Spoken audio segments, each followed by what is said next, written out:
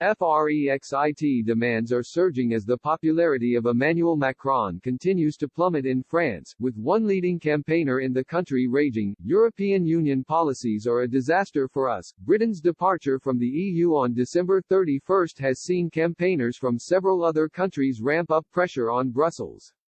The UK had been locked in a transition period with Brussels for a large part of 2020 but has now unshackled itself from the bloc's rules around the customs union and single market. Boris Johnson has basked in the glory of Brexit, boasting how the UK has now taken back control and continues to insist the nation will quickly flourish with its newfound powers outside of the EU. The pressure is now starting to ramp up on Mr. Macron amid campaigners' calls for the country to hold its own referendum on membership with the EU.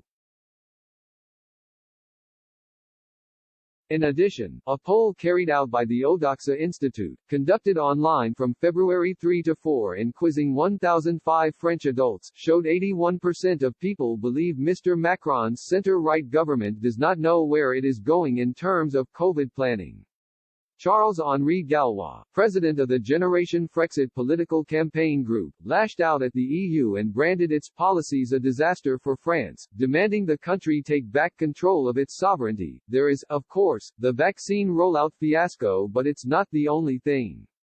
The EU Commission has always put pressure on our health system to reduce costs and has given the green light for relocations and deindustrialization.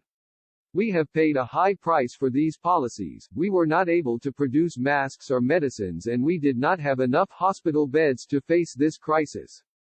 The French are each time more aware that we need this sovereignty. It won't happen if we don't have Frexit as it's carved in stone in EU treaties.